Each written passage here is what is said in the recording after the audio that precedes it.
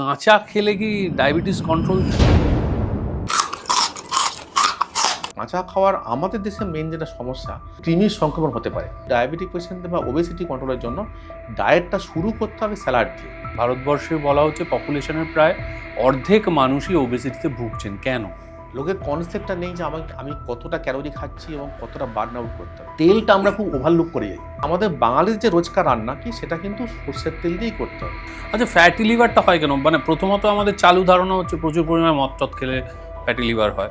এখন যেটা এপিডেমিক হয়ে গেছে সেটা হচ্ছে non alcoholic fatty liver disease. Non alcoholic fatty liver disease হচ্ছে মেন হচ্ছে যতবার আপনি খাচ্ছেন, হ্যাঁ, ততবার কিন্তু প্যানক্রিয়াস থেকে ইনসুলিনটা বেরোচ্ছে।